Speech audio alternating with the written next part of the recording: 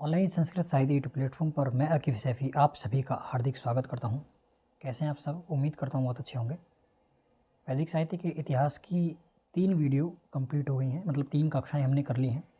आज की जो कक्षा है ये चौथी कक्षा है। जिस किसी ने भी वो कक्षाएं नहीं देखी हैं वो नीचे डिस्क्रिप्शन में लिंक है, वहाँ पर जा कर के देख सकते हैं, या ऊपर आई बटन आया होगा, ऊपर आई बटन पर क्लिक करके भी आप उन प्लेलिस्ट में जा सकते हैं।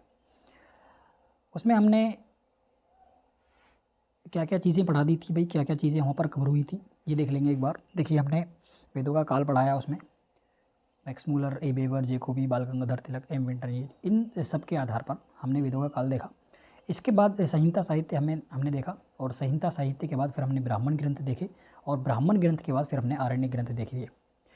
संवाद सूक्त हमने छोड़ दिया, इसको हम सबसे लास्ट में देखेंगे। मतलब इस इकाई को जब हम समाप्त करेंगे, ख़त्म करेंगे, यानी वेदांगों के बाद, वेदांग मतलब शिक्षा, व्याकरण, कल्प, निरुक्त, छंद और ज्योतिष, इनके बाद जो हमारा अगला टॉपिक रहेगा वो संवाद सूक्त का रहेगा। चलिए आगे हम अपनी कक्षा को प्रारंभ करते हैं। ये हम देखेंगे कहाँ तक हमने चीज़ों को पढ़ लिया है।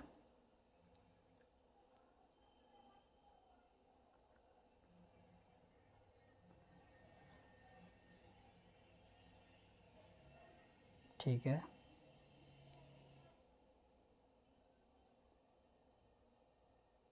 चलिए आज हम शायद उपनिषद पढ़ने वाले थे। ये तो हमने पढ़ लिया पूरा, ये भी हो गया है। आरण्यक ये भी हो गया। अब हम थे उपनिषद पर। आ जाओ भाई, उपनिषद पर आ जाओ जल्दी से। हाँ, ये रहे उपनिषद। अब देखिए क्या है उपनिषद। उपनिषद को देखते हैं।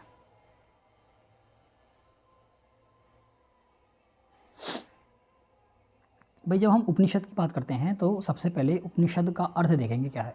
अब उपनिषद जो शब्द है, इसमें उपसर्ग है, नी भी इसमें उपसर्ग है, यानी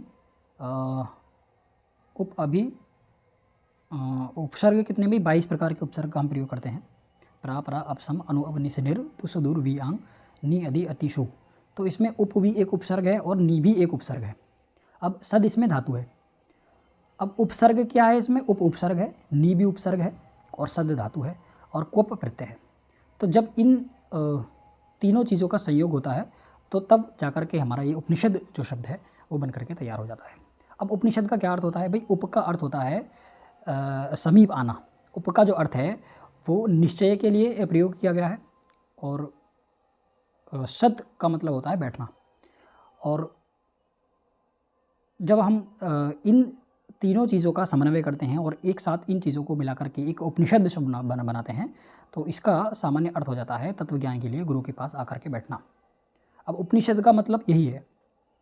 अच्छा, उपनिषद क्या है भाई? वेदों में जब हम वैदिक साहित्य की बात करते हैं तो वैदिक साहित्य में सबसे पहले वेद आते हैं, वेद के बाद आरण्य ग्रंथ आते हैं, आरण्य ग्रंथ के बाद फिर ब्राह्मण ग्रंथ, और अंत में जो अंतिम भाग है उनको हम उपनिषद कहते हैं। ठीक है। अब उपनिषद के बाद फिर वेदांग शुरू हो जाते हैं। अब उपनिषद के बाद ठीक है, उपनिषद है ना, चलिए उपनिषद के बाद क्या हो जाते हैं? वेदांग शुरू हो जाते हैं। अब देखिए, श्री शंकराचार्य हैं, उन्होंने उपनिषद का अर्थ ब्रह्म विद्या माना है। भाई अलग अलग लोग अपने अपने तरीके से अलग अलग चीज़ों का अर्थ निकालने लगते हैं। अब देखिए, उन्होंने उपनिषद शब्द की व्याख्या इस प्रकार की है। वो कहते हैं सद धातु है, और ये जो शब्द धातु है 3 प्रकार से हम प्रयोग कर सकते हैं, ये 3 अर्थों में हम शब्द धातु का प्रयोग करते हैं। पहला जो प्रयोग है वो होता है नाश करने के लिए, मतलब नाश होना। अब किसका नाश करना भी? जिसे संसार की मूलभूत अविद्या का नाश होता है। संसार की जो विद्याएं हैं उनका नाश करने के लिए भी हम शब्द धातु का प्रयोग करते हैं। दूसरा कहते हैं गति पाना या जानना। अब जिससे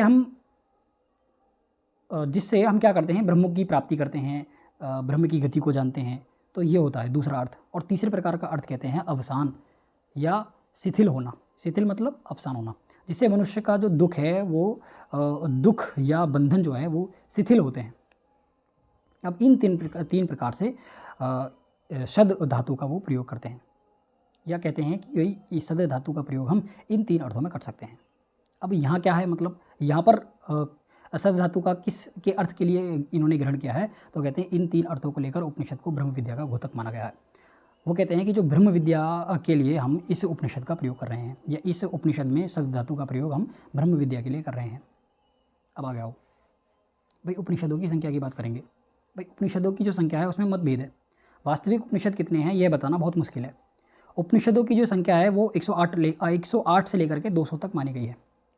अब एक उपनिषद है मुक्तक, जिसका नाम है मुक्तक उपनिषद में उपनिषदों की संख्या 108 बताई गई है और वेदों के अनुसार उनके नाम और संख्या बताई गई हैं। देखिए वेद, अच्छा, विदेह मुक्ता विक्षित विक्षा चेत अष्टोत्तरंशः पठ, ये हमें मिलता है, ये किस में है? अच्छा, ये बात जो मिलती है वो 1.28 है क्या ये? अच्छा ये उपनिषद, अच्छा ये उपनिषद है, हाँ। तो ये उपनिषद में बताई गई हैं बातें। कौन सा उपनिषद है ये? तो ये मुक्तक नाम का उपनिषद है, उसमें ये बातें बताई गई हैं। अब इससे कम पढ़नी हो तो उपनिषदों की संख्या हम 32 मान सकते हैं, ठीक है। और भी हम क्या कर सकते हैं भाई, ठीक है चलिए। इस प्रकार उपनिषदों की संख्या 200 के लगभग पहुंच जाती है। मतलब अलग अलग प्रकार से अलग अलग लोग उपनिषदों की संख्या बताते हैं। ये कहना चाह रहे हैं भाई, यहाँ हमारे कुछ काम का है नहीं। बस ये ध्यान रखना कि उपनिषदों की संख्या 108 मानी गई है। ये मैंने पीछे आपको बता दिया है। अब देखिए प्रमाणिक उपनिषद की बात करेंगे, ये इंपॉर्टेंट है हमारे लिए। ये क्या है? महत्वपूर्ण है। अब देखो प्रमाणिक जो उपनिषद हैं वो क्या हैं। श्री शंकराचार्य हैं वो 10 उपनिषदों को प्रमाणिक उपनिषद मानते हैं। मतलब वो मानते हैं कि ये जो 10 उपनिषद हैं ये प्राचीन काल के हैं तथा इनका पांडित्यपूर्ण भाष्य भी है। एक इन पर भाष्य लिखा गया है जिसका नाम क्या है? पांडित्यपूर्ण भाष्य। मुक्तक उपनिषद जो है उसमें भी दशोपनिषद पठ, इस प्रकार की बातें कही गई हैं। तो दशोपनिषद पठ, इसमें मुक्तक जो उपनिषद है उसमें देखिए यहाँ पर देखो, ये जो है ना ये इसका नंबर दिया हुआ है। भाई मैंने तो मुक्तक उपनिषद पढ़ा नहीं है। ये अध्याय भी हो सकते हैं, ये कांड भी हो सकते हैं, तो कुछ भी हो सकता है। अब इसमें प्रमाणिक उपनिषदों की संख्या 10 मानी गई है। इनके नाम यहाँ पर दिए गए हैं। वो 10 उपनिषद कौन कौन से हैं? तो ईश कहते हैं, ईश है, केन है, कट है, प्रश्न है, मुंडक है, मुंड है या मांडुक्य है, और तितित्री है, और ऐतरेय है, और कौन सा है? छांदयोग्य, बृहदरणायक है। तो ये कहा गया है ईश, केन, कठ, प्रश्न, मुंडक और मांडुक्य, तितित्री, और उसके बाद ऐतरेयम च छांदयोग्यम बृहदरणायक तथा। इस प्रकार से उपनिषदों की संख्या कितनी मानी है इन्होंने? प्रमाणिक उपनिषदों की संख्या 10 मानी है। यहाँ तक आपको चीज़ें समझ में आ रही होंगी। अब इसके अतिरिक्त श्वेताश्वतर उपनिषद है, कौशिक की है और मैत्रायण भी, ये जो उपनिषद हैं ये भी प्राचीन काल के माने जाते हैं। श्री शंकराचार्य ने अपने भाष्य में श्वेताश्वतर और कौशिक की उपनिषद जो है उसकी भी चर्चा की है। मतलब उसको भी उदाहरण सहित प्रस्तुत किया है, उनके भी उदाहरण दिए हैं। अब इन तीनों को लेकर प्राचीन उपनिषदों की संख्या की यदि हम बात करते हैं तो 10 वो 3 है, यानी कि 13 उपनिषद मानी जाती है, ठीक है। अब देखो उपनिषदों के प्राचीन भाष्य और अनुवादक देखिए। सबसे पहले कौन है? शंकराचार्य हैं जिन्होंने उपनिषदों पर भाष्य किए हैं, और दूसरे हैं दाराशिको, ठीक है। तो ये 2 भाष्यकार आप याद रखना। उपनिषदों के कितने भाष्यकार हैं? ये 2 हैं। कौन कौन से हैं भाई? एक बार देख लो फिर से। ये हैं शंकर भाष्य, इन्होंने यानी शांकर भाष्य शंकराचार्य ने लिखा था, और एक हैं दाराशिको, ठीक है। ये 2 लोग हैं जिन्होंने उपनिषदों के भाष्य पर काम किया है या उपनिषदों पर काम किया है, उन पर भाष्य लिखे हैं। अब प्रमुख उपनिषदों का संक्षिप्त परिचय हम देखेंगे यहाँ पर। देखिए सबसे पहले जब हम बात करते हैं तो सबसे पहला जो उपनिषद आता है वो ईश उपनिषद आता है, और उसी को आज हम यहाँ पर डिटेल से पढ़ने वाले हैं। अब भाई ये जो उपनिषद है, ये उपनिषद सारे उपनिषदों का आधार माना गया है। इसमें वर्णित सिद्धांतों का ही सारी उपनिषदों में विशदीकरण है। अब देखिए यह मूल रूप से यजुर्वेद का, ये ध्यान रखना, ये मूल रूप से किसका है? ये यजुर्वेद से संबंधित है। और यजुर्वेद जो है वो 40 अध्यायों में विभक्त है। हमने देखा था जो उसकी मध्यंदिन शाखा है, तो वो जो शाखा है वो 40 अध्यायों में विभक्त है। अब मध्यंदिन शाखा का ये अंतिम 40वां अध्याय है, ऐसा मानो, ठीक है। अब देखिए इसमें 18 मंत्र हैं, ये ध्यान रखना। और यदि आप देखना चाहें तो ये इसका सार है। मतलब मैं इसको पढ़ने वाला नहीं हूँ यहाँ पर, क्योंकि हम इसको डिटेल से पढ़ने वाले हैं। अब देखिए आ जाओ पहले मंत्र पर। यह है ईशावास्य उपनिषद का पहला मंत्र, शुरू से पढ़ेंगे भाई इसको, ठीक है। इसमें कहा गया है ओम पूर्णमदः पूर्णमिदं पूर्णात् पूर्णमुदच्यते पूर्णस्य पूर्णम आदाय पूर्णम एव अवशिष्यते। अब देखिए इसका अर्थ क्या है। इसमें कहा गया है कि ओम यानी वह पर ब्रह्म जो परमात्मा है। ओम क्या है? पर ब्रह्म परमात्मा के लिए बोला गया है। पूर्णम अदः, अदः मतलब देखिए जब आप कोई भी मंत्रांश पढ़ें या कोई भी मंत्र इत्यादि पढ़ते हैं तो उसका पद विभाग कर लिया करो। पद विभाग कैसे करना है, अब देखिए मैं आपको पद विभाग करना सिखा देता हूँ। यहाँ पर इसको थोड़ा साइड में कर लो भाई, इसे यहाँ पर लगाओ, ठीक है। अब आ जाओ यहाँ पर, पद विभाग कैसे करेंगे, कलर क्या है भाई इसका, ठीक है, ये कलर ले लेंगे। अब आ जाओ इसमें देखते हैं, देखिए ओम पूर्णमदः पूर्णमिदं पूर्णात् पूर्णम् उदच्यते पूर्णस्य पूर्णम आदाय पूर्णम एव अवशिष्यते। ये यहाँ पर शांति पाठ है, देखिए ओम शांति ही शांति ही शांति ही, इतनी चीज़ें लिखी गई हैं। अब देखो इसका पद विभाग कैसे करेंगे, हमने कहा ओम पूर्णम अदः। देखिए संस्कृत की खूबसूरती है कि इसमें जब 2-3 शब्द एक साथ लिखे जाते हैं ना, तो संहिता होने के कारण, संहिता का एक नियम है, संहिता का नियम लगने के कारण इनमें आपस में संधि कार्य वगैरह हो जाते हैं, संधि हो जाती हैं, समास हो जाती हैं। तो ये चीज़ें हुई, तो इनको यदि हम अलग अलग कर लेंगे, इनकी संधि समास इत्यादि जो हुए हैं इनमें यदि उनको हम तोड़ लेंगे, उनको अलग अलग कर लेंगे, तो इसके अर्थ स्पष्ट हो जाएंगे। अब देखिए यहाँ पर कहा गया है पूर्णम, सबसे पहले यहाँ पर कहा गया है पूर्णम, क्या कहा गया है, पूर्णम। अब यहाँ पर देखिए ये हलंत है, ये वाला। अब ये हलंत कहता है कि ये माँ आधा है। अब ये जब माँ आधा है तो यहाँ पर हलंत होना चाहिए, लेकिन यहाँ हलंत है नहीं, तो इसका मतलब ये है कि इसमें आ भी मिला हुआ है। तो जब मैंने इसको अलग किया तो अभी हमें पता चलता है कि यहाँ पर आ भी है, तो ये हो गया अदहा। अभी आपको समझ में आ रही होंगी बातें, ठीक है। तो मैंने इसलिए पढ़ा इसको पूर्णम अदहा, मैंने पूर्णम अदहा नहीं पढ़ा, मैंने पढ़ा इसको पूर्णम अदहा, ठीक है, पूर्णम अदहा। उसके बाद इसमें कहा गया पूर्णम इदम, इसको भी अलग करो भाई, ये है क्या हो गया, इसको भी अलग कर लेते हैं। देखिए यहाँ पर है पूर्ण और ये है माँ, पूर्णम, मैंने इसमें अलग लगाया। अब इससे मुझे पता चलता है कि ये माँ आधा है। अब यहाँ पर 2 चीज़ें बचती हैं, ई बचती है और दा बचता है, और ये अंक की बिंदी है यहाँ पर। तो यहाँ पर इसको कैसे पढ़ा जाएगा, ये तो मैंने पढ़ा पूर्णम, ये रहा पूर्णम, और इसको मैं पढ़ूंगा इदम, क्योंकि ये ई है और ये दा है और ये अंक की बिंदी, समझ में आ गया। मैंने इसको पढ़ा पूर्णम अदहा, इसको मैंने पढ़ा पूर्णम इदम। अब देखो अर्थ इसके स्पष्ट होने लगे होंगे आपको। अब फिर उसके बाद यहाँ पर लिखा गया है पूर्णात। अब देखो पूर्णात, यहाँ पर अच्छा ऐसे लगाओ, पूर्णात, ये ता आधा है यहाँ पर, देखिए यहाँ पर ता आधा दिख रहा होगा आपको।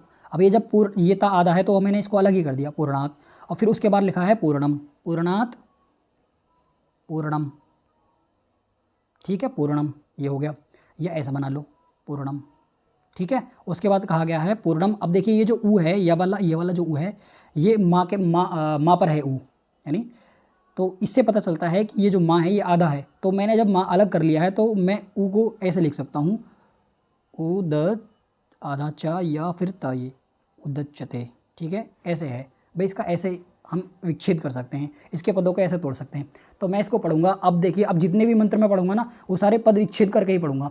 अब आप लगाते रहना हिसाब किताब, ठीक है। अब देखिए पूर्णम अदहा पूर्णम इदम पूर्णात् पूर्णम उदच्यते पूर्णस्य पूर्णम आदाय पूर्णम एव अवशिष्यते। देखिए यहाँ पर, और देखिए एक बार यहाँ पर समझ लो क्या हुआ है। ये वाला देखिए, मैंने कहा पूर्णम, अब मैंने यहाँ से माँ आधा कर दिया। अब जब मैंने माँ आधा करा तो ये बचा ए और ये बचा वाह, तो ये हो गया एव, पूर्णम एव। अब एव के बाद अगर यहाँ दो मात्राएं होती तो मैं इसको ऐसे लिखता, समझ में आ रहा है बात, अरे चीज़ें समझ में आ रही नहीं आ रही।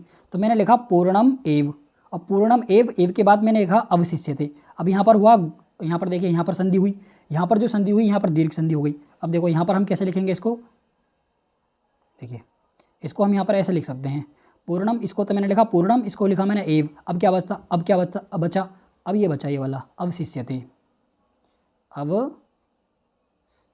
अवशिष्यते। भाई पेन सही नहीं है, ये पेन बेकार है, ठीक है।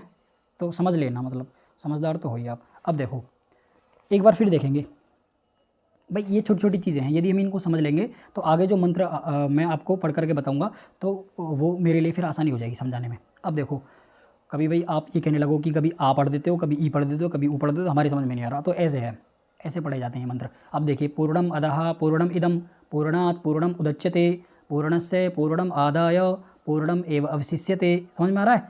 यहाँ पर कहा गया है पूर्णम अदहा, अदहा मतलब वह जो पर ब्रह्म परमात्मा है, पूर्णम पूर्ण है। उसके बाद कहते हैं पूर्णम इदम, इदम का मतलब होता है यहाँ पर, और इदम पूर्णम मतलब यहाँ भी पूर्ण है। और फिर उसके बाद कहा पूर्णात् पूर्ण से, पूर्णात् का मतलब होता है पूर्ण से, पूर्णम पूर्ण को, उदच्यते मतलब कहा गया है, अब चीज़ें आपको स्पष्ट होने लग गई होंगी।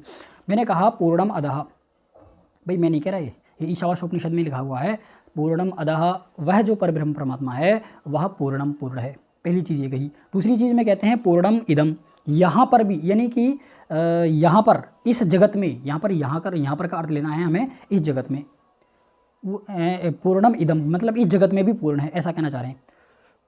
तो पहली बात तो कहते हैं कि ईश्वर जो परब्रह्म परमात्मा है वो पूर्ण है, और फिर कहते हैं यहाँ भी पूर्ण है। कभी ऐसा समझने लगो आप कि यहाँ पर पूर्ण नहीं है, तो कहते हैं पहली चीज़ तो वो पूर्ण है और यहाँ भी पूर्ण है। पूर्णम इदम, इदम कहना इसलिए इन्होंने यहाँ पर इदम को ग्रहण किया है क्योंकि ये बताना चाह रहे हैं कि इससे आप सब जगह ले लेना, मतलब ईश्वर को ऐसा समझना कि इदम का मतलब है सब जगह पूर्ण है, कंप्लीट है भाई, उसमें कोई क्षय तो है नहीं। ईश्वर जो है वो आपको कहीं से आधा लगता है, अधूरा लगता है।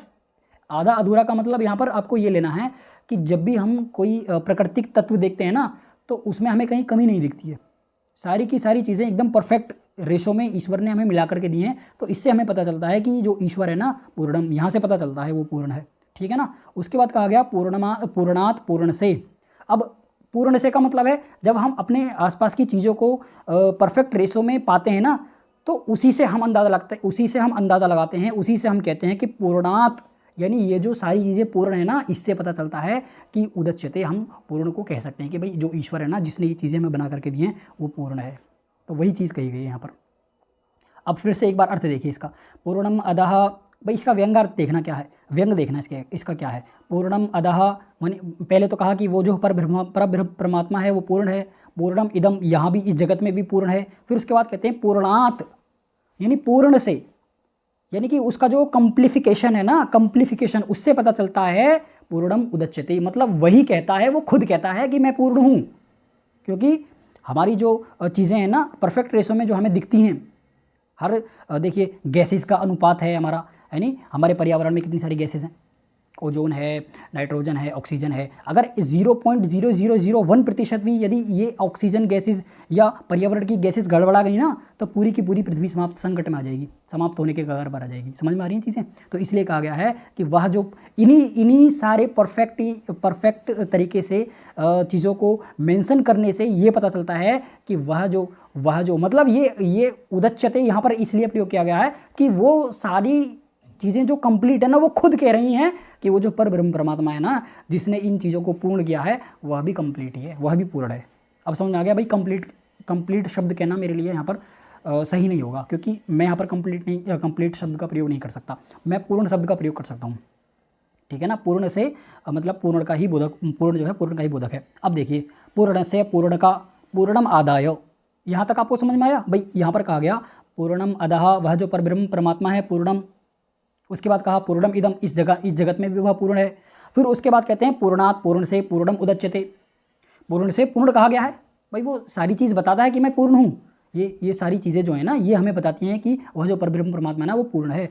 अगली लाइन में देखिए क्या कहा गया है। अगली लाइन में कहते हैं पूर्ण से पूर्ण का, पूर्ण से का मतलब होता है पूर्ण का, पूर्णम आदाय, पूर्ण का पूर्णम आदाय, पूरा ले लेने पर, पूर्ण का यदि आप पूरा ले लेंगे ना, ये कहना चाह रहे हैं, यदि आपने पूर्ण का पूरा ले लिया तो फिर पूर्णम एव अवशिष्यते, केवल पूर्ण ही केवल बचता है। अब भाई इस लाइन का क्या अर्थ है उसको थोड़ा सा देखेंगे, क्योंकि यहाँ पर जो विषय है थोड़ा सा गुण कर दिया है इन्होंने। अब देखिए ये कहते हैं पूर्ण से पूर्ण का पूर्णम आदाय, पूर्ण ले लेने पर। भाई ईश्वर ने जो वायु वगैरह दी है वो पूर्ण है, कंप्लीट है ना। आप ये मानते हैं कि वो जो ईश्वर ने वायु वगैरह दी है वो कंप्लीट है, पूर्ण है। तो वह जो वायु इत्यादि है पूर्ण का, यदि उस ईश्वर की वायु को पूर्णम आदाय, पूर्ण अपने अंदर ले लेंगे ना, मतलब सारी की सारी खींच लो, जितनी आपके अंदर ताकत है सारी वायु को अपने अंदर खींच लो, तो क्या वो मुझे बताओ वो जो वायु खत्म हो जाएगी? क्या वो वायु समाप्त हो जाएगी?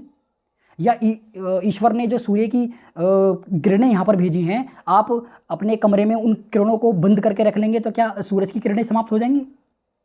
भाई जो ईश्वर ने जल वगैरह दिया है, आप सारा का सारा अपना स्टोर करके रख लें तो क्या जल खत्म हो जाएगा? तो वही यहाँ पर कहा गया है कि यदि उस पूर्ण का, यदि आप पूरा का पूरा भी ले लेंगे ना, तब भी पूर्णम एव अवशिष्यते, फिर भी वो पूर्ण ही बचा रहेगा, वो कंप्लीट ही रहेगा, वह पूर्ण ही रहेगा। ऐसा इस मंत्र का अर्थ मैं समझता हूँ भाई अपनी बुद्धि से। अब आप अपने हिसाब से देख लेना, ठीक है ना। अब आ जाओ अगले मंत्र पर। यहाँ पर कहा गया है ओम ईशावास्यम इदम सर्वम। देखिए मैंने कहा है कि मैं अब जो पढ़ूंगा ना, अब मैं इसको पद विच्छेद करके ही पढ़ूंगा। अब अपने हिसाब से आप लगाते रहना, कहाँ पर आधा माँ है, कहाँ पर आधा या है, आधा ई है, मतलब ये देख लेना। संधि वगैरह को तोड़ करके पढ़ूंगा मैं अब जो पढ़ूंगा। अब देखिए यहाँ पर कहा गया है ओम ईशावास्यम इदम सर्वम यत् किंच जगत्याम जगत तेन त्यक्तेन भुंजी था माँ गृधा कस्य स्विद्धनम। अब देखिए यहाँ पर क्या कहा गया है, यहाँ पर ओम यहाँ पर लगाया गया। ओम जो है वो प्रणवकार है, ईश्वर का ही प्रतीक है।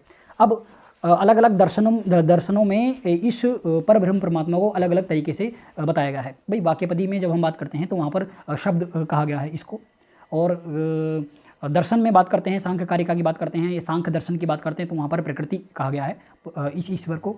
या जब हम वेदांत की बात करते हैं तो वहाँ पर ब्रह्म कहा गया है। कहीं कहीं पर अलग अलग प्रकार से, मतलब अलग अलग प्रकार से अलग अलग लोगों ने परब्रह्म परमात्मा के स्वरूप को अलग अलग तरीके से प्रदर्शित करने का प्रयास किया है, मतलब अलग अलग मानते हैं। अब इतनी बात आपको समझ में आ रही होगी। अब यहाँ पर कहा गया है ईशावास्यम, यहाँ पर इस ओम को ईशा कहा गया है। ईशा का मतलब आप ईश्वर लीजिए, तो ईश्वर के लिए बता रहे हैं कि ओम ईशावास्यम, ईशावास्यम ईशा का वास है। भाई कहाँ ईशा का वास? सर्वम, पहले तो कहा ईशावास्यम, तो ईशा का वास है। अब ईशा का वास क्या कहाँ पर है, तो फिर आगे बताते हैं सर्वम, सभी में है ईशा का वास है। और फिर कहते हैं भाई कहाँ सब में, किस सब में? भाई पहले कहा ईशावास्यम, ईशा का वास है, पहले कहा कि ईशा का वास है। फिर कहते हैं, फिर प्रश्न आता है कि भाई कहाँ है ईशा का वास, तो फिर कहते हैं सर्वम, सभी में है ईशा का वास। तो फिर प्रश्न पूछेंगे कि ये बताइए सर्वम कहाँ, सर्वम यानी कहाँ, सर्वम कहाँ पर है? तो फिर कहते हैं यत किंच जगत्याम जगत, इस जगत में जो कुछ भी आप देख रहे हैं ना, जो कुछ भी आप देख रहे हैं उस सब में, ये कहना चाह रहे हैं ईशावास्यम इदम सर्वम यत किंच जगत्याम जगत, इस जगत में आप जो कुछ भी देख रहे हैं ना, जो कुछ भी आप देख रहे हैं, तो उस सब में ईशावास्यम, ईशा का वास है। ठीक है, इतनी लाइन आप सभी को समझ में आई। देखिए मैं पद विच्छेद थोड़ा सा यहाँ पर आपको आसानी से समझाने के लिए कुछ कर देता हूँ। ये वाला पेन ले लेंगे। यहाँ पर कहा गया देखिए ईशावास्यम, यहाँ तक खत्म हुआ। अब ये जो माँ है ये है आधा। अब ये जो माँ आधा है तो यहाँ पर ई की मात्रा लगी हुई है, तो जब ये यहाँ पर ई की मात्रा लगी हुई है तो हम इसको ऐसे लिख सकते हैं। देखिए ये ब्रश है, पेन कहाँ पर होगा? चाहिए पेन ही है, ठीक है, तो देख लेते हैं बार चला के। ठीक है, देखिए यहाँ पर कहा गया ईशावास्यम। अब ये जो माँ है ये आधा है। अब ये जब माँ आधा है तो इसको ऐसे लिखेंगे इदम। ठीक है, इदम, इदम, इदम यानी यहाँ पर इस जगत में सर्वम। ठीक है ना, और यत, ये तो पूरा लिखा हुआ सर्वम, यत किंच जगत्याम जगत, तो ये इसका पद विच्छेद ऐसे कर लेंगे। इतनी चीज़ आपको समझ में आ रही है? पहली लाइन का अर्थ आपको समझ में आया? पहली लाइन का अर्थ, ठीक है। अब देखते हैं तेन त्यक्तेन भुंजिता माँ गृधा कस्य असिध्वनम कस्य, इसको तोड़ो भाई, इसको तोड़ो, ये कर रहा है परेशान। तेन त्यक्तेन भुंजिता माँ गृधा कस्य अश्विधनम, यहाँ पर कस्य स्विधनम दिख रहा होगा आपको, लेकिन अभी मैं इसको तोड़ करके दिखाता हूँ, आपकी दृष्टि चेंज होगी। ठीक है, अब देखो इसको कस्य को अलग करो, कस्य ये अलग हो गया। अब जब ये कस्य अलग हो गया तो ये ऐसे, कस्य आधा है ये, तो और यहाँ से आएगा आ, और फिर यहाँ से आएगा स्वी, और फिर आएगा द, आश्वित, आश्वित, आश्वित, और फिर आएगा ये धनम, ध न और म। भाई राइटिंग अच्छी नहीं है, मैं भी मानूंगा इस बात को, राइटिंग नहीं है ठीक भाई, मैं लगा लेना इसको। ठीक है ना, ये ना है और ये माँ है, ये है। देखिए ये जो है ना, ये इस रूप में लिखा हुआ है, ये संधि वगैरह हो गई है तो इसलिए आपको ये कस्य विच्छेद धनम दिख रहा होगा। अगर इसको वास्तव में पढ़ा जाने तो ये ऐसा लिख रहा है कस्य अश्वित धनम, ऐसे है ये इसका मूल रूप ये है। अब देखो इसका पद विच्छेद कर लिया हमने, अब इसका अर्थ आराम से हम समझ सकते हैं। तेन त्यक्तेन, तेन त्यक्तेन भुंजिता, भुंजिता का मतलब होता है भोग करना, भुंज का मतलब होता है खाना पीना या भोग करना, उसके लिए प्रयोग किया जाता है। भुंजी का मतलब भोग करना। अब देखो भाई भोग करने के लिए कह रहे हैं, किसका भोग करना है भाई? यहाँ पर कहा गया तेन त्यक्तेन भुंजिता, तो भुंजिता का मतलब होता है कि भोग करो। अब कैसे भोग करना है, भोग कैसे करना है, तो उसके लिए बताते हैं कि भोग कैसे करना है। त्यक्तेन भुंजिता, त्यक्तेन भुंजिता का मतलब होता है कि त्याग की भावना से आप उपभोग करिए, त्याग की भावना आपकी होनी चाहिए। कहने का मतलब यह है कि यदि आप पानी का प्रयोग कर रहे हैं, पानी का भोग कर रहे हैं जो ईश्वर ने हमें दिया है, तो उसका ऐसे भोग करना है कि जैसे वो आपका नहीं है। त्याग की भावना आपकी होनी चाहिए, ठीक है ना। इस प्रकार से भोग करिए, आप अपने लिए भी उसको उतनी मात्रा में खर्च करिए आप का भी काम हो जाए, और आने वाली जो पीढ़ी है ना, उस पीढ़ी के लिए भी हम उस जल को बचा करके रख सकें। तो ये होती है त्याग की भावना।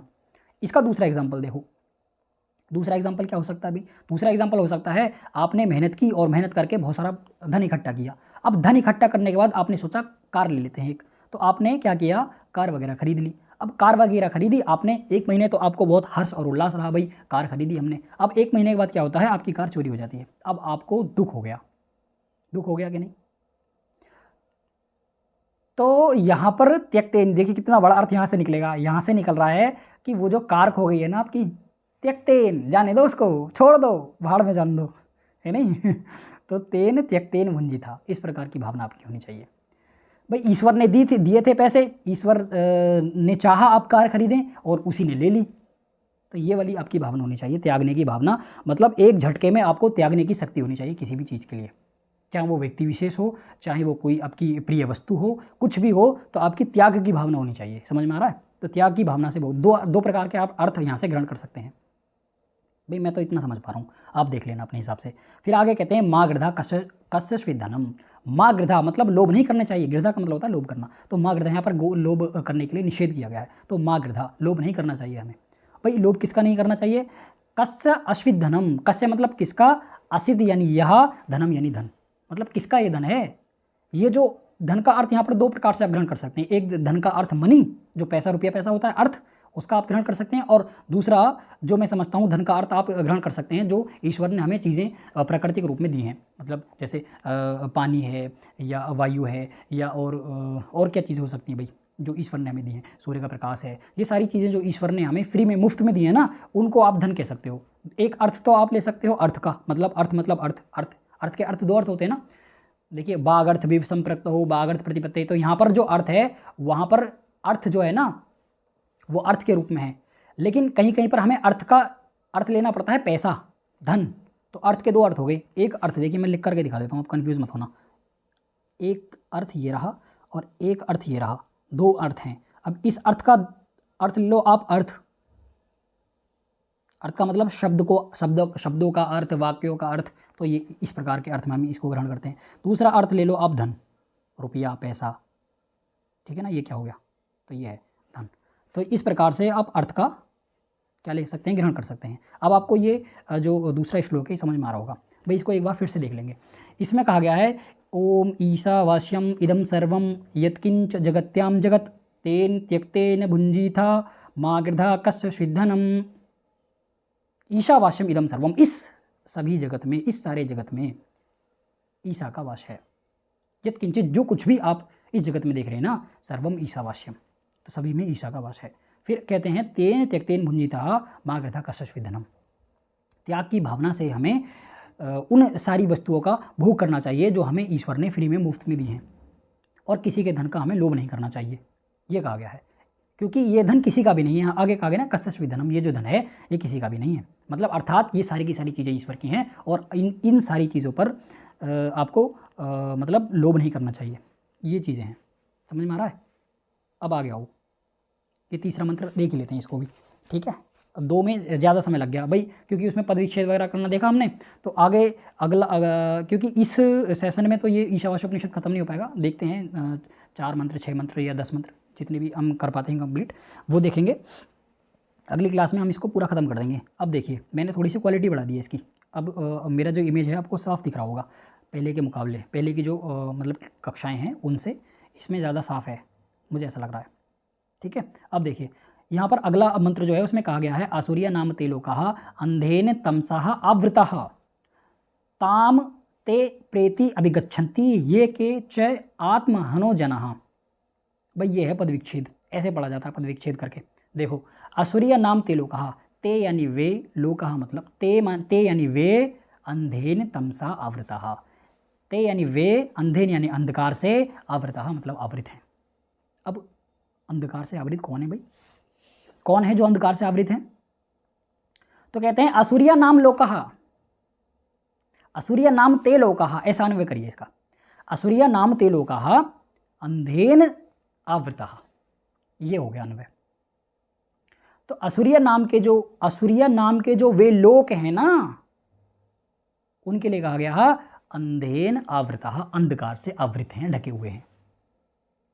और फिर अंधकार का यहाँ विशेषण देते हैं। अंधकार का देखिए यहाँ पर विशेषण दिया उन्होंने।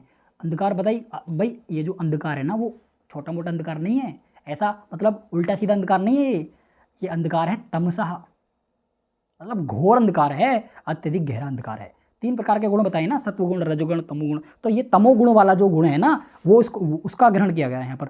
तो अब फिर से इस लाइन का अर्थ समझेंगे। इसमें कहा गया असुरिया नाम ते लोका अंधेन तमसः आवृतः, ते यानी वे, असुरिया नाम के जो वे लोग हैं घोर अंधकार से आच्छादित हैं, घोर अंधकार से घिरे हुए हैं, घोर अंधकार से आवृत हैं। ये हो गया इस लाइन का अर्थ।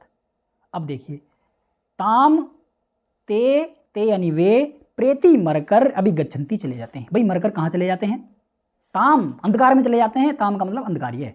देखिए यहाँ भी ताम का ग्रहण किया गया है, ये रहा ताम और ये भी ताम।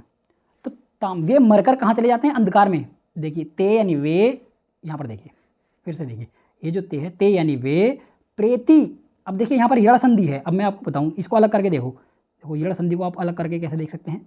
यहाँ पर है, इसको देखो, यहाँ पर है प्रेति, ठीक है, प्रेति, और यहाँ पर है अभिगच्छन्ति,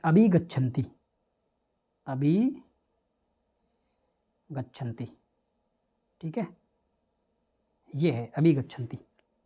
तो ये रही ई, ये रहा आ, इसको मिला करके हो गया यहाँ पर या। समझ में आया अब? तो ये या क्यों हुआ है? ये या हुआ है यड़ संधि के कारण। मैंने आपको बताया है कि जब संस्कृत लिखी जाती है ना, तो उसमें कौन सा कॉन्सेप्ट चलता है लिखने में? जब हम संस्कृत लिखते हैं ना, तो उसमें एक कॉन्सेप्ट लगता है लिखने में, वो लगता है संहिता वाला। पराह निष्कर्ष संहिता, इस प्रकार का एक सूत्र है पाणिनि व्याकरण में, ठीक है। उसके हिसाब से संस्कृत लिखी जाती है।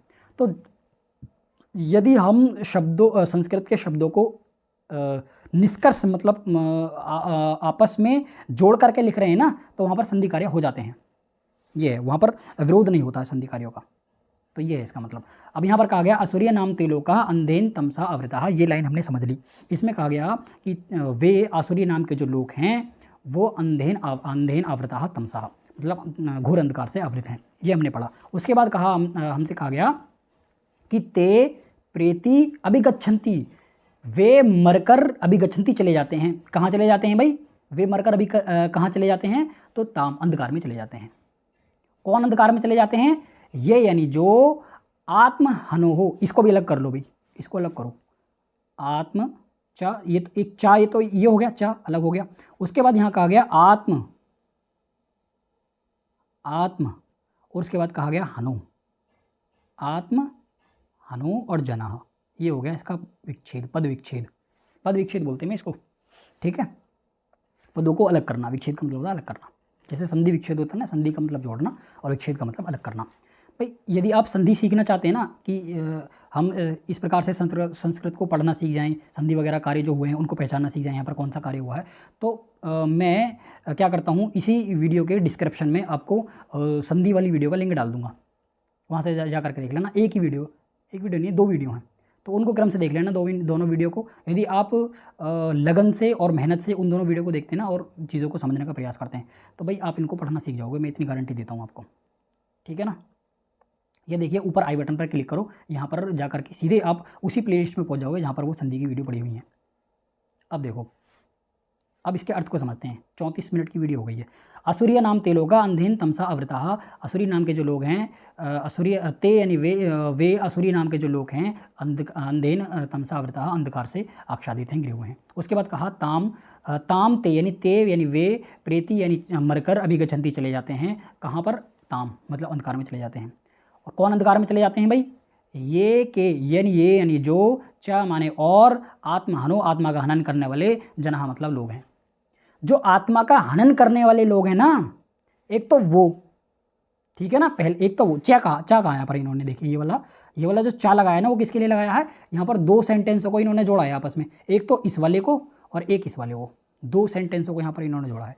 तो मरकर घोर अंधकार में कौन जाते हैं भाई, एक तो जाते हैं आत्म हनो जनाह, आत्मा का हनन करने वाले जो लोग हैं, जिनकी आत्मा मर गई है ना, ऐसा मानिए, एक तो वो, और दूसरे असुरिया नाम लोग कहा। ये जो दो लोग हैं ये मरकर घोर अंधकार में चले जाते हैं। ये इस श्लोक का भाव अर्थ है, ठीक है ना भाई। मुझे तो इतना समझ में आ रहा है, आप देख लेना। आगे आओ, आगे देखते हैं चौथा, 5 मंत्र देख लेंगे आराम से, तो 40 मिनट की हो जाएगी वीडियो। चलिए, क्योंकि ज़्यादा वोर कर देती है ना भाई, आगे हम पढ़ेंगे ना इसको, तो फिर उसको हम जल्दी जल्दी कवर करेंगे। अब देखो, अने जदेकम मनसो जवियो नैनत देवा आपनुवन पूर्मशत तत् धावतो अन्यान त्येति अत्येति तिष्ठत समिन्नपो मा तरिश्वा दधाति, ऐसा कहा गया है। पद विच्छेद कर लेते हैं इसका। देखो, नेजद यहाँ पर कहा गया है, नेजद, नेजद जो धातु होती है, नेजद जो शब्द है, अच्छा धातु ठीक है, नेजद जो शब्द है वो शब्द कंपन के लिए प्रयोग किया जाता है, मतलब जो हिल ढुल सके उसके लिए हम नेजद शब्द का प्रयोग करते हैं। अब हिल ढुल तो सारी चीज़ें सकती हैं, जिसको आप हिला सकते हैं ना, वो सारा नेजद है। अब कहोगे कि हिला तो सबको सकते हैं, तो बाकी जितनी भी चीज़ें आप हिला सकते हैं ना, यदि आप पहाड़ भी हिला सकते हैं ना, तो समझो पहाड़ भी नेजद ही है, क्योंकि उसमें कंपन है, कहीं ना कहीं आप उसको हिला सकते हैं, है नहीं। आपके आसपास नज़र घुमाओ, जहाँ पर आप पढ़ रहे हैं, लाइब्रेरी है, उसमें अपनी नज़र घुमाओ और नज़र घुमा के ये देखो कि कौन सी चीज़ आपको ऐसी दिख रही है जिसको आप हिला नहीं सकते। तो मेरे हिसाब से जितनी भी चीज़ें होंगी सारी की सारी हिलने वाली होंगी, सबको आप हिला सकते हैं। तो नेजद जो धातु, नेजद जो शब्द है वो कंपन के लिए या हिलाने डुलाने इस प्रकार के अर्थों में इसका प्रयोग किया जाता है। लेकिन यहाँ पर अनेजद कहा गया है। अनेजद का मतलब क्या है, अनेजद का क्या मतलब है भाई एक बार और इसका अर्थ को देखते हैं।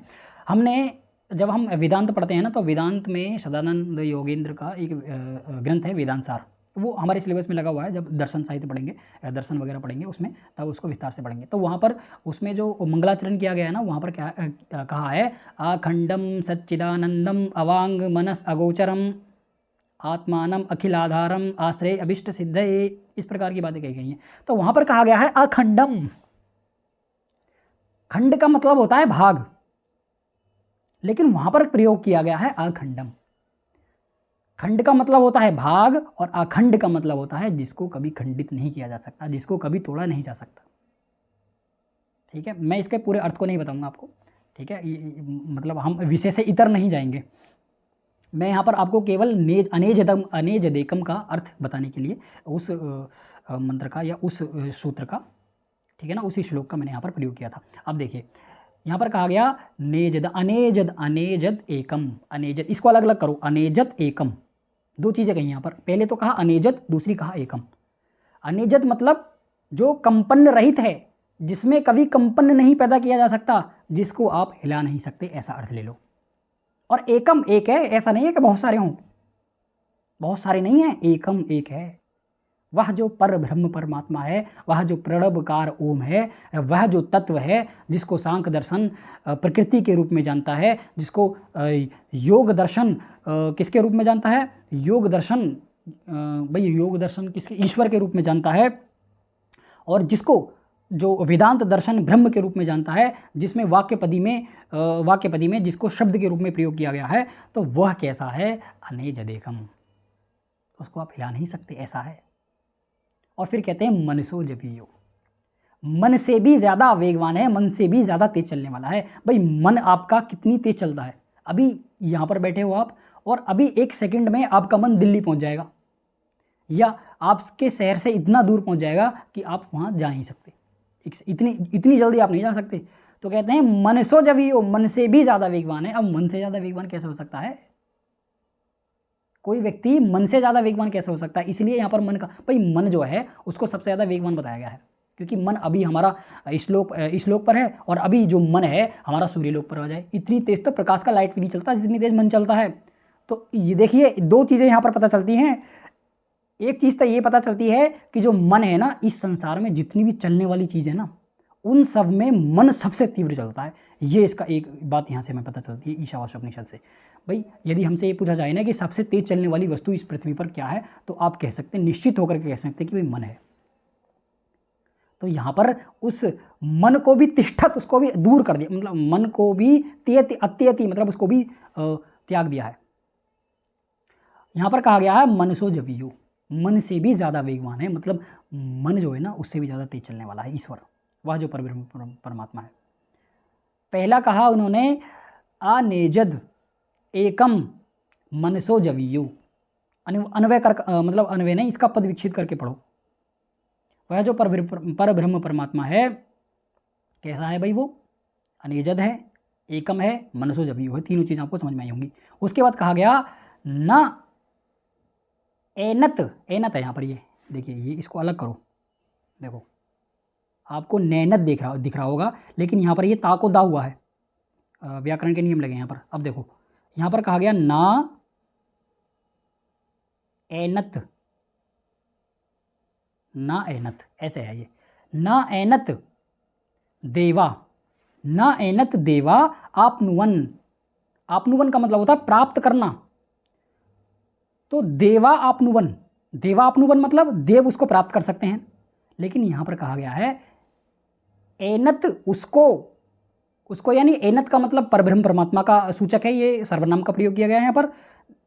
एनत देवा आपनुवन, इसका अर्थ यदि लेंगे तो बनेगा कि देवता उसको प्राप्त कर सकते हैं, लेकिन यहाँ पर कहा गया है ना देवा आपनुवत एनत, मतलब उसको देवता भी प्राप्त नहीं कर पाएंगे। देवता मतलब जो देवता है ना, सूर्य देव हैं, कृष्ण देव हैं, मतलब सॉरी क्या बोल दिया मैंने, सूर्य देव हैं, वायुदेव हैं, ठीक है, वायुदेव हो जाएंगे, विष्णु हैं, अग्नि हैं। तो ये जो देवता का जो रूप है ना, जो हमने पीछे बहुत सारे देवता पढ़े हैं इसमें, तो कहते हैं कि जो देवता है ना वो भी इसको आप ना आपनुवन प्राप्त नहीं कर सकते।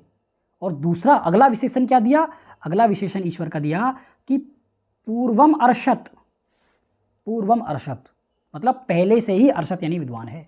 वह जो परब्रह्म परमात्मा ना वो पहले से ही विद्वान है। भाई ईशावास्योपनिषद में बहुत सारी काम की चीज़ें मिल रही हैं आपकी, इसलिए आपको ये ईशावास्योपनिषद इस सिलेबस में लगाया गया है, मुझे ऐसा लगता है, क्योंकि यहाँ से आदमी मैच्योर हो जाता है पढ़ने, यानी ईशावास्योपनिषद पढ़ करके व्यक्ति मैच्योर हो जाता है, चीज़ें उसको समझ में आती हैं। आगे देखो अगली जो लाइन है उसमें कहा गया है तत्, इसको भी अलग करो, इसको अलग करेंगे तो ये बनेगा तत्, तत् मतलब ता को ही दा हुआ है। जहाँ भी आप इस प्रकार की चीज़ देखें ना तो वहाँ पर समझिए कि तत् होगा, तत् यानी ता को दा हो जाता है उसके नियम से, पाणिनि के नियम से। अब देखो तत् धावत, तत् धावत, अन्य, तत् धावत, अरे अन्वय लिखा हुआ होगा मेरे हिसाब से, यहाँ पर मैंने लिख रखा है क्या, नहीं अन्वय यहाँ पर, एक मिनट, अन्वय नहीं लिखा हुआ मैंने यहाँ पर, चलिए आगे आएगा श्लोक में अन्वय मैंने लिखे हैं इसमें कुछ कुछ। तो यहाँ पर देखो मैं पढ़ करके बता देता हूँ आपको, तत् धावत अन्या अन्यान अत्येति, इसको ले लेते हैं, तत् धावत अन्यान त्येति अत्येति तिष्ठत समिन्नपो मातरेश्वर ददाति, ऐसा है।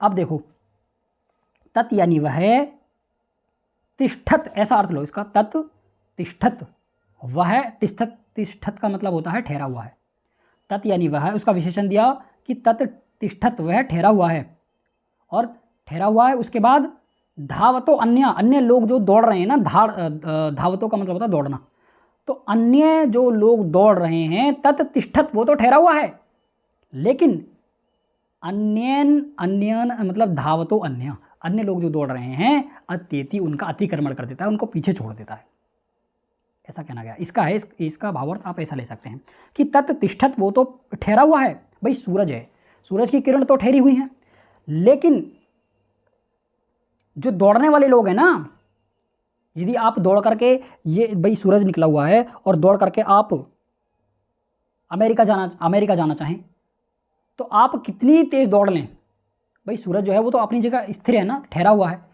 लेकिन यहाँ पर कहा गया है कि वह जो ईश्वर है वो ठहरा हुआ होते भी जो दौड़ने वाले लोग हैं ना उनका अतिक्रमण कर देता है, मतलब उनसे पहले वहाँ पर पहुँच जाता है। ठहरा हुआ है फिर भी पहुँच जाता है, ये विशेषण है। रुका हुआ है, चल नहीं रहा, देखिए यहाँ पर कहा गया ना चल नहीं रहा वो, अनेजत एकम, उछल नहीं रहा है लेकिन ठहरा हुआ है, लेकिन जो अन्य लोग दौड़ रहे हैं उनका भी अतिक्रमण कर देता है, उनको भी पीछे छोड़ देता है। ऐसा ऐसा भावार्थ है इसका। आगे देखिएगा क्या कहा गया है। आगे कहते हैं तस्मिन, तस्मिन यानी उसी से, तस्मिन यानी उसी से। सात होते तम तो तान तेन ताभ्यम थे, मतलब सा का रूप है सहा, ठीक है ना। तो एक उसमें सप्तमी विभक्ति में बनता है शायद सा, तस्मिन, तस्मिन तस्मिन, हाँ अंत में बनता है सबसे लास्ट में। तो तस्मिन अपह, अपह देखिए ओ हुआ है, विसर्ग को कभी कभी ओ हो जाता है। देखिए इसका अच्छा एग्जाम्पल बताऊँ आपको, सबसे अच्छा एग्जाम्पल है अथातो धर्म जिज्ञासा, एक सूत्र है अर्थ संग्रह का, एक सूत्र है अथातो धर्म जिज्ञासा। तो वहाँ पर अतः है, तो अतः में जो विसर्ग है ना उसको ओ हो गया है। ऐसे ही यहाँ पर भी अपा है, ये जो है ना ये अपा है। देखिए तस्मिन, तस्मिन ऐसा है, ये ऐसे ऐसे देखो, तस्मिन, भाई आज समय लग रहा है, आज के बाद नहीं लगेगा। तस्मिन अपह, तस्मिन अपह ऐसे है ये। आज झेल लो मुझे कैसे ही, लेकिन मैं बता रहा हूँ आज के बाद आपको समय नहीं लगेगा, मैं डायरेक्ट करवाऊँगा आपको, ठीक है ना।